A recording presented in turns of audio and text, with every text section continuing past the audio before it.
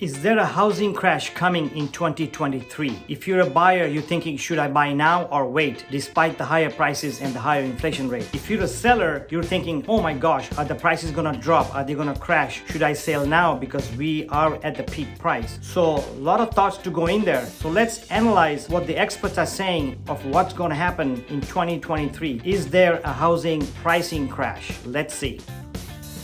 We've all seen over the last 6, 7, 8, 9, 10 years, price go up and up and up. We've seen in the last 2 or 3 years, inflation going up, consumer prices going up. We've seen the interest rate go up and up. It was 2.5. I've sold homes to buyers that have 2.5% 30-year fixed and also 2% 15-year fixed. We've seen house prices skyrocket and everything has gone up. So everything that goes up must come down. The question is, when will it come down? The other thing that has happened while all this is happening, high price, high inflation, high interest rate, is the buyers have been knocked out of buying a house, which means that the affordability index has really gone down. Less and less people could buy homes. Now with the high prices and high interest rate, less and less people can buy even now. The other thing that has happened and is happening right now is because the rates went up, there's a lot of cancellation in escrows. Buyers are thinking, oh my gosh, should I wait? And I'm just priced out. My loan to value is not giving me an approval. So they're canceling. And as the slowdown is in the forefront, housing sales, housing prices is in the forefront of slowing down. Guess what a lot of the builders, especially in the Midwest, are doing? A lot of the builders have slowed down building homes. They've dropped prices, and that will create another shortage of houses. Not that we are already in a housing shortage. We actually are in a housing shortage, and that'll make more homes shortage in the market. So according to Bill McBride of Calculated Risk, according to Realtor.com, and according to other reliable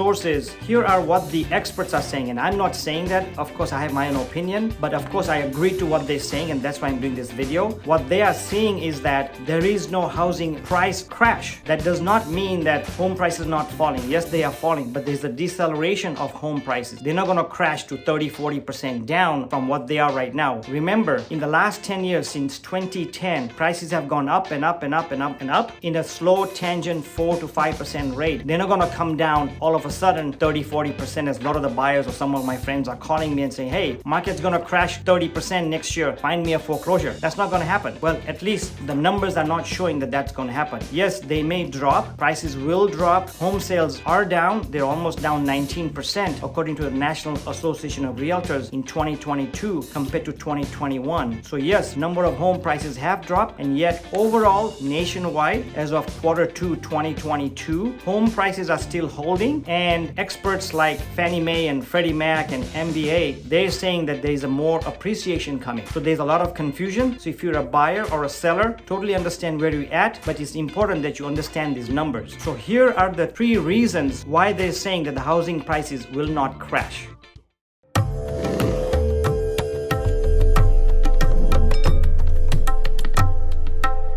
By the way, thanks for watching. If you're new to my channel, please subscribe. My name is Mike Patel. I'm with First Team Real Estate right here in Anaheim Hills, California. Been in business for quite a while, and I like to share my thoughts, real estate trends, and market reports with you as a YouTube watcher. Thank you for watching, and please subscribe. The first reason the experts are saying that there won't be a housing crash or a price crash is because of solid underwriting. As you may recall, during the recession or before the recession, banks gave out loans, toxic loans, to anybody who had a driver's license. Just a joke, but that's how they gave out loans. They gave out loans to anybody and everybody. And that's what part of the reason was, because of the housing crash. And because of that, a lot of the lenders and the banks lost a lot of money. So after the crash in the 2010, 2011, 2012 until now, the lenders and the banks are very strict and very cautious in giving out loans. So when they underwrite, they check everything. In fact, we just bought a property last year, an investment property for a short-term rental, and I would not believe how much scrutinizing they did on our tax returns, on our down payment, where the money came from, verification of employment. They checked everything before they gave us a loan. Finally, they did give us a loan, but they checked everything. And this has been going on since 2014 onwards. So the underwriting criteria was very very strong. So all the buyers who bought to date were very strong and stable. So there were no toxic loans. All the loans were solid. So let's look at this chart. It shows that the mortgage credit quality has never been better. If you look at the chart during the 2009, the percentage of mortgage loans delinquent and in foreclosure were almost at a 14 level. If you compare that to 2022, right after the pandemic, that rate has dropped to 4. That means even after all this, the delinquencies and foreclosure is not as high as they were pre-recession, pre-foreclosure in 2007 and 2008. So that's a solid number to look at when it comes to foreclosures and housing crash.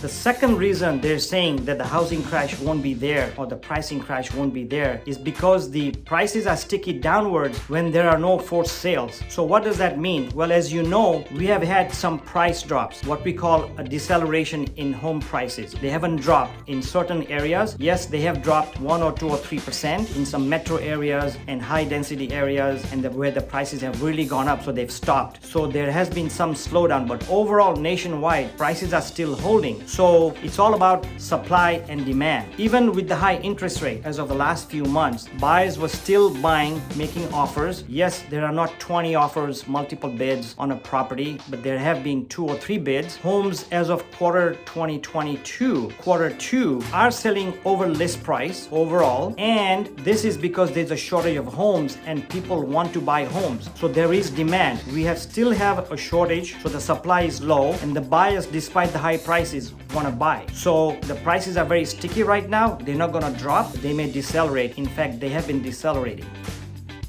The third reason why home prices will hold is because the inventory is still historically low. According to Realtor.com, the inventory so far in 2022 has gone up 26% year over year, which is quite a bit of inventory. But when there was low inventory to begin with and it goes up 26%, we're still short of homes for sale. So that will hold the prices because as I mentioned earlier, there's demand for homes. Buyers still want to buy. The rents are very high. The buyers are moving out of the areas into remote areas, so there's demand for housing, and as long as there's a shortage of homes, the home prices will stay high. They will get the list price or maybe lower than list price. They may be lowering so far 1 or 2 or 3%, but they haven't dropped 20 or 30%. Let's look at this chart from Realtor.com. As you can see, as of August 2022, the yellow bar shows that there's approximately 780,000 homes for sale. If you look at the orange bar in 2018, the number of homes for sale was almost 1.3 million homes for sale, and comparing that to the orange bar of 2019, there was almost over 1 million homes for sale compared to 780 in 2022. So